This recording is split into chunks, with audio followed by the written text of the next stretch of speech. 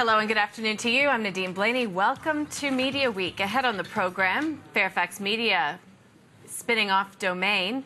We'll get details from CEO Greg Hywood later in the program. And there are concerns that APN Outdoor and oMedia's $1.6 billion merger will diminish competition in the outdoor ad sector. We'll get the view from the ground coming up. But first, our co-host James Manning, editor and publisher of Media Week, is here. But we'll get to the two biggest channel launches at Foxtel have arguably both been on Fox Sports in the past decade. Fox Footy has been a regular platform ratings leader during the AFL season, as we know, and Fox Sports could have perhaps the top two stations for much of this year with the arrival of Fox League. To talk about the launch and how critical live sport is to subscription TV is Fox Sports CEO Patrick Delaney joining us in studio. Welcome. Good to see you here on Media Week again. So, Fox League, just in case anybody's been living under a rock, tell us all about it, because it's been such a huge undertaking. Yeah, it has. Look, the NRL coverage last season really did exceed our expectations. The ratings were up with every game live. It was well received. The shows have been going well for some time. But the plan was always to try and wrap all of that in a fabulous brand, like we'd done with the AFL channel Fox Footy. And so this is the year, and Fox League's the name. Yeah. We've done a lot of work on it. It's been a labour of love for a year. Did a huge amount of research with fans, the NRL Commission, whoever we could find, to talk about what they thought of NRL and the league, what they thought of us, what they thought of our competitors. And of course you put that through the lens of what's good for Foxtel. And these single sport brands are really a great way for Foxtel to be able to communicate their message, because we cover a lot of sport, 14,000 live hours. There's actually 8 channels now of Fox Sports, but these are the big beacons, NRL and AFL. And what we find is if you wrap it up the right way and get the right sentiment and attitude inside the brand with the right personalities, then you get an X factor, and that's what you see in AFL. But you know, the AFL channel has been shining bright for a while. Last year, 501, which carried the league, beat it in share for a week, 16 weeks. So this will be a really big channel. Is it going to be a bit like choosing a favourite child, to see these two going up against each other in some ways when it comes to ratings and I guess the spotlight? You know, they're so different. I think it's like having 2 children you want to succeed. And we've now got a third child that can come through, because Australia does divide into a south and a north. And Fox Sports as a brand has been pretty well defined as a Northern States brand because of the NRL. Now we push that into Fox League, we can talk to the North and South, and I think Fox Sports opens up as a general sports lovers brand. So we get 3 babies. Yeah, the thing about Fox Footy is, I guess, that it's a national code. But the exciting thing, I guess, commercially and from a subscriber point of view, is that League goes into the Sydney and Brisbane and those big regional markets in both Queensland and New South Wales. It's very strong. It's a big deal, isn't it? Yeah, that is strong. I think also, you know, it's made bigger inroads in Melbourne. You know, obviously the big daddy in Melbourne is the AFL, but the Storm has got a very strong fan base in there. So, look, I'm pretty confident about this. You know, we've done it before. We know how to build the brands. A lot of the inventory that you see there, like 360 and the games themselves, they're tried and tested, and they're all getting reworked. Obviously the brand colours are reworked, but you know, there is something in this for everyone. And the theme of Fox League is very much to celebrate and champion league. Because it's, you know, going to being a leaguey is more like going to a party. I think with the AFL, there's something a little bit more religious about it, you know. So that's one of the big themes. But the shows have expanded. We've got 9 shows, as well as huge pre and post game on all of the games. Tell us, I mentioned subscribers. What are yours and Foxtel's expectations about subscriber take-up? Do you think, and has your research indicated, that there's a lot of league fans still to be subscribing to Fox Sports? Definitely. Could this tip them over the edge? Yeah, definitely. I think there's a couple of factors. I think it's true in life, when you're sick of shouting the message, probably the public are hearing it. So the fact that we've got every game live with no ads is a really big call. And I think also all of our personalities and brands are now starting to come through. So I think there'll be 2 years of growth in it. Speaking of growth, in terms of advertising, it's been extremely successful. The way in which, for a network that puts no ad breaks in our bug, to be last year 15% up in a market that's back 3, shows the power of the engagement that advertisers are seeing with fans. And 75% of our advertising is in that sponsorship area and in engagement. So very much in that space that people want to be in TV at the moment. You mentioned the extra entertainment shows. Yeah. Is it expensive doing all that stuff? Because you've got a lot of programming there. I mean, you've already paid a lot for the rights there, yeah? Yeah, we're not balking, but it's a rounding error compared to $200 million of rights costs, and that's the way we look at it. And you can't have a brand that really engages fans and stays true and authentic to a code with just the live games. You've got to do this around it, and the benefit is that during the week you pick up share points that you would not otherwise have. That's why these networks are doing 4Share. And it means that the cost of the shows is more than paid for by advertising, and then it gives us great promotional platforms and sustains the week. And Patrick, I understand there's been a female presenter push for League. By design, obviously, but why? Well, in fact, there's a big female push in our company. We only have 25% women at Fox Sports, and we think that needs to increase. It doesn't represent the general sports population or the general population. So, interestingly, the place that we found it easiest to start was with women. We've got a lot of very good female journalists that are forthright in their views and very knowledgeable about their league especially. Some of them have come up through the news channel. Others have come in through entertainment shows, but it seemed an obvious place to go. And when they did the pilot, I was, what's this going to look like? And I've got to say, it's a very, very strong rugby league show that happens to be with a different perspective, and that's women. It's about league, and these 4 women are going to. It gives a different perspective. Very watchable. Are you expecting telcos to step up their attempts to get more sport in the future? There's lots of anticipation, and Optus is talking about, spending more money. Yeah. It's worked for them. It's debatable how well it's worked, perhaps, the EPL stuff for them. Well, yeah, we welcome competition. Probably, don't know. But we look forward. They're unrestricted, of course, too, aren't they? In what they don't have an right? anti-siphoning regime. So if they went for something, would those laws change pretty quickly if politicians saw them encroaching on what is traditionally free-to-air? Look, academically maybe, right? But I think the state of the internet, it's one thing to stream where you're able to put copies of the shows out into the furniture on the edge of the network, right? But when you're streaming live sport that must be encrypted, the state of the internet better be pretty good. Even in the States, they find it hard to stream more than 100,000 users at once. So we're in a unique position. Peter Tonner and his team at Foxtel are pushing into streaming. Last year in League, our biggest rating was 500,000 people watching on Fox Sports 1. That's a huge audience, and we're in a great position to expand with streaming on Play and the other things to pick up incremental subscribers. And just quickly, I mean, your football's obviously important for you, but you've got some cricket actually starting today, or it starts at 3. The live coverage on the new channel, Fox Sports More. It'll pop up when we want to put up individual sports channels. They were so popular last year with the Bathurst channel and a few other things that we did. So that will pop up. It means you don't have to press the red button. It's there. It'll be in the guide, and you can record it. Right. Okay. Super Rugby coming. Can that? Cricket does really well here for 9. International, not so much. Is that because of the time of the year, or? Yeah, it's just more niche. It does unbelievably well for us. Yeah. South African Indian cricket's in the zone. We can pay the money that's needed, and this will be good for us. Whenever we play South Africa post-season, it's very big too. Sure. Well, Patrick, thank you again for coming in to see us. Appreciate it, and good luck with everything. Having me. Patrick Delaney there, CEO of Fox Sports. We have to take a short break. When we return, well, it's been a big week for reporting season. We'll go through some of the key reports with James Manning for Media Week when we return.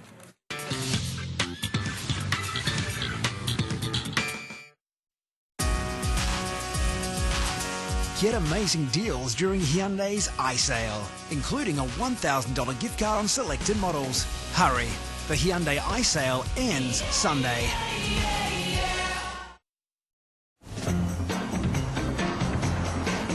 Say to Kia Sportage GT line, packed with features like panoramic sunroof.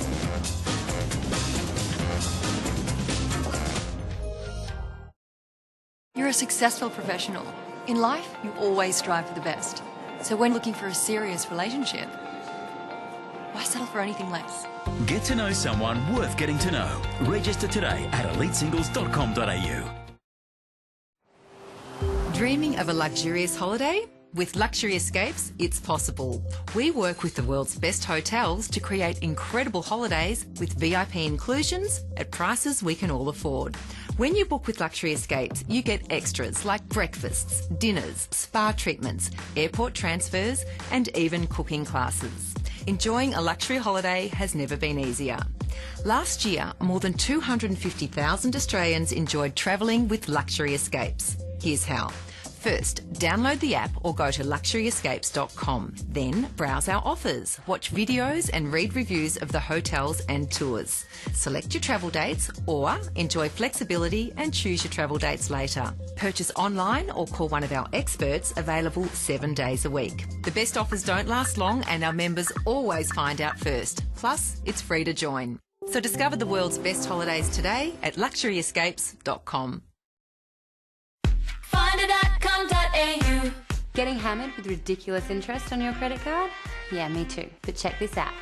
With Finder, you can finally make that change to a better credit card. Just drop in your balance and interest rate and Finder instantly calculates what the banks are offering. Finder.com.au. A couple of clicks could save you hundreds or thousands a year in credit card interest. One more click to apply. Make that change. Type it in. Finder.com.au. Half a clove of garlic, half a cup of shallots, half a lemon. A half can make a whole lot of difference, like the 0.5% finance comparison rate at Holden right now. For a limited time only, 0.5% per annum comparison rate finance is available on a great range of 2017 plated Holden vehicles, including the Commodore SV6 and the new Holden Barina. But hurry, 0.5% comparison rate finance is for a limited time. Now that's a great reason to see your Holden dealer today. The overall Ancestry DNA experience is actually a really exciting story to tell.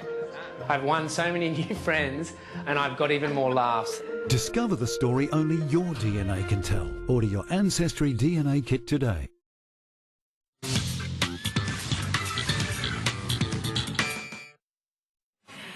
Welcome back to the program. Great to have you here with us. Well, with the bulk of reporting season now behind us, we've heard from the heavyweight media players, new and old, or traditional, to put it another way. My co-host, James Manning, editor and publisher of Mediaweek, is here, of course, to run us through them. So we'll leave Seven West Media out of the mix because we spoke of that last week. We did cover. We don't need to touch upon all the court goings-on this week either. No, 'cause there's no real just going to stick with reports. Or anything. Yep, yeah, absolutely. So Fairfax, I guess it's the same old story when it comes to newspapers because they released a trading update along with their results showing that revenues were down about 10%, a very slow start to the year basically, but it wasn't the newspapers that the market was focused on. It's all about Domain. Yeah, it's all about Domain, splitting it off. They're virtually committed. There's a couple of hurdles. I think the ATO, they've got to sort out the potential tax problem. They don't want to prejudge the shareholders' meetings or the meeting, but that's going to give it a big tick too, you would have thought. Couple of interesting things to the success they're having with Stan. You know, yeah. Both Nine and Fairfax report about that. 700,000. We'll hear a little bit about that in a show in a couple of weeks. But fantastic stuff. And they want to do with some of their other assets what they've been able to do with Domain. Well, let's hear what Mr. Highwood, the CEO of Fairfax, had to say to you yesterday when you spoke to him shortly after the results were released. We've delivered a good financial performance. Our publishing businesses remain absolutely solidly in the black, and that's a very good performance given the structural stresses that have been going on in this industry globally. And we've got Domain into a position where it can stand alone, and that is proof that the strategy that we've been focused on in recent years is absolutely delivering. Because we have translated our very large publishing audiences and the marketing inventory into building an absolutely new business that can be listed on the Australian Stock Exchange separately. I want to get into a bit of that detail about Domain in a second, but tell us about the rest of the business. So overall, I think it was 85 million, up 6%. Domain contributed the lion's share of that. Well, Domain was a very solid contributor to that result. But you know, there's other aspects of this business, which is you look at our Metro publishing business. That's still a 10% EBITDA margin business. Regional business 20%, New Zealand 15%. These are really strong publishing performances. Then radio, where our EBITDA was up 11%, and within our digital ventures business, Stan, which is our streaming video on demand business, has now got 700,000 active subscribers and is on track for cash break even in FY18. So across the board, you can see that Fairfax is delivering. It's got a very high market cap relative to other media companies in this market, and you know, we're very pleased with the performance. The market rates that or judges that Metro media business very harshly. Are they being a bit too severe on it? Well, I think if you look at the way we've done, I mean, the last 5 years, 5 years ago we just said, look, let's be real here. You know, we're on a print to digital transformation. We have to make all the decisions around how much we invest, how much cost we take out, and we really have to transform that business into eventually a digital-only business. And the fact that we maintained those businesses in the black all the way, not many global publishing players have been able to do that, is testimony to how well we're managing it and how well we're managing it through that process. So I think if people are judging the publishing business harshly, and you said the word, I think that's incorrect. I think they should be looking at it as something of a success story, because what we've done, it's not just a matter of transforming the publishing business, it's using the key assets. The two key assets are the audience and that marketing inventory, and driving new businesses. So we've driven Domain very strongly, we're driving Stan very strongly, we've driven our events business very strongly doing that, and we're also, with our fledgling JV on our Drive brand, we're doing that as well. You know, have you changed your mind on the forecast for closing the print titles? Because there's been some commentary that you have, but I'd like to hear it from you. Look, we've always been really frank. As I said, this is a print to digital journey. You know, print one day down the track won't be a viable proposition. We've said that we'll explore all the options along that journey. One option would be weekend only printing, 24/7 digital. You know, we've looked at it. We don't need to go there yet. You know, 7-day-a-week printing for some years yet for the Sydney Morning Herald and The Age, 6 days a week for some years yet for the Financial Review. Very viable commercial propositions. That's the way we're going. Now, it's too early to go to weekend only. The issue is, for us, making the right decisions for the business and ultimately the right decisions for the shareholders. I'm interested to explore the value of those print brands and the effect they have on the rest of the company, because something that Anthony Catalano, who's running Domain for you, was careful to explain last year, that that Domain is reliant on a lot of the print business, isn't it? Well, it's linked to it intrinsically almost. It gets benefit, but I mean, the relationship between Domain and Fairfax is still going to be incredibly close. I mean, we have very strong commercial relationships between publishing and Domain now, as we've just spoken about. Fairfax will have 60 to 70% of Domain. It wants Domain to work, and the degree to which it gets the benefit from linkages into our publishing, digital and print businesses will continue. They'll be continued around, hands-off arrangements, but they will still continue. Yeah, you're doing a review of the best possible outcome for Domain. You mentioned the talks with the ATO and the shareholder vote. I think we'll probably know how the shareholders will go, but we won't prejudge it. But the ATO, have you had advice that you think that there'll be a good outcome there? Oh, we engage with the ATO. I mean, clearly, if you do a strategic review, and you have to look at all the aspects of what the regulators say, what the tax office says, what your shareholders say. But what we're not going to do is, we're not going to be providing our shareholders with some sort of tax liability. That's just not going to occur. Yeah. Manning speaking with the CEO of Fairfax just yesterday in the wake of the results. Now today we heard, of course, from Nine Entertainment, and Stan was a hallmark of Nine's result as well. I thought it was interesting, CEO Hugh Marks really saying that he believes that Stan has really cut out this niche market locally. So even in the face of Netflix and the incoming Amazon Prime, still expecting Stan to do quite well, and ratings going well to start 2017 for Nine as well. Yeah, they were very big on that, weren't they, at the Nine? I listened on the conference call as well. You had Hugh on the channel, of course, and yeah, they're just really pushing home that they're at up significantly, you know, really head-to-head with Nine in that, with Seven in that first week of survey. My Kitchen Rules and Married at First Sight doing fantastic business for them. Week 2, the numbers have pulled back a little bit for Nine, but they had a bit of cricket which diluted the audience. But it's certainly year on year, it's some great result for Nine. And they're saying that it will be translating into revenues as well, which is what we want to hear, as from a shareholder perspective particularly. But let's just listen into a little bit of our interview with the CEO, Hugh Marks, earlier today. And again, he started by talking about Stan and the diversification and just how important that is to Nine. It's critical. You know, for us, it's a diversification away from advertising to subscription. So that's a first important start from a revenue base. And look, it draws upon a lot of our expertise that we've developed over, you know, the 50 years we've been in the business, which is, you know, the content, the stuff that people want to engage with and want to watch. And, you know, we have a lot to add to that business. And it also sort of fits with what's happened in free-to-air. So, you know, the American sort of content production system has split into this, you know, broad television, but then this hugely developing niche television market, you know, good shows that have a niche audience, and they don't work on free-to-air. So to have a subscription business where we can generate returns from that sort of content, apply our content expertise both on the selection and on the rights and negotiation process, you know, it's a great addition to our business. And in this market, you know, you've got Netflix, which is very vertically integrated in terms of its production and distribution, and then there's a whole bunch of other content that's available in the market for other people to acquire. So Stan has been able to enter that market and become the leading local player.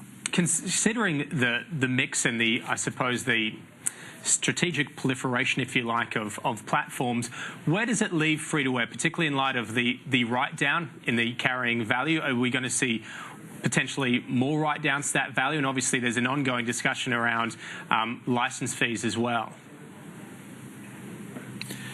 Yeah, look, I don't want to say that free-to-air is a business that's challenged. I mean, every business has its challenges. I think it's still amazing the amount of revenue that we write in that business and our ability to generate premium content. And in fact, what we're seeing now is a shift, and a lot of a conversation about a shift of, as I said, revenue from, you know, the Facebooks and Googles of the world back into this premium video environment. It's where audiences are engaging with that content. So, you know, our ability to generate great content and monetize that is really the trick for our business, and free-to-air will always be a key component of that because it still remains to this day the great bulk of our business. So, you know, when I do a show like Married at First Sight, we had our numbers in our presentation. So, you know, we're seeing the numbers up on television, but if you look at the catch-up world, they're up 97%. So, but that catch-up wouldn't exist without free-to-air in the first place. So really how I see it is it's the mix of assets as we go forward that's going to determine the success of our business, not any one individual asset. So Nine Entertainment CEO Hugh Marks there speaking to us earlier today. So those are some of the traditional heavyweights, James. Let's move on to APN News and Media. Really a transformative year for the company, you have to say. But what's pulled a lot of focus is, of course, this incoming merger with O Media and APN Outdoor. Yeah, very interesting, isn't it? Because, you know, happy days still for the outdoor industry, but overshadowing their results this week is what will the merger mean for the business. There wasn't much more clarity on what will happen with that this week. There'll be a booklet released soon detailing what's going to happen, but it's not far away. I think they're expecting to get it all through by the end of April. Yeah, and APN News and Media CEO Kieran Davis not necessarily very happy about it. Let's take a listen. Current guys, we believe that the merger of the number 1 and 2 operator will stifle competition. And I look at this from the perspective of advertisers. The great growth in outdoor in the last 3 to 5 years has been the ability of different sectors to perform very well. Billboard, transit, street furniture, airports. That's offering great flexibility to advertisers who want to take advantages of the medium. Where the number 1 and number 2 operators come together, I see competition reducing as a result of that. And that's not good for pricing exciting for competitors, but particularly for advertisers. In today's world, in today's landscape, we compete in a very different world, and one of the keys for us is that our competition is both some of the global players as well as the traditional and other media. And we see this opportunity to allow us to continue to invest in data and transformational strengths within the media, and allowing for us to compete heavily for the share of the advertiser's wallet. And that's what we're here to do: compete and show the advertiser that we are a competitive product for them that can drive their return on investment with their ad spend. Interesting to note, Media CEO Brendan Cook talking about the competition coming from outside of Australia, but clearly APN News and Media CEO Kieran Dave is concerned about, considering they have that ad shell business, the lack of competition when we see Media and APN Outdoor merge here in Australia. Yeah, it'd be great. We'll get him in next week. We'll dive a little bit deeper into their results and find out what's ahead for them. In that, as you say, it's been an amazingly transformational year for them. Look forward to it, James. Thanks, you. Nadine. James Manning there, editor and publisher of Media Week. And that's all for the programme this week. Back in a moment.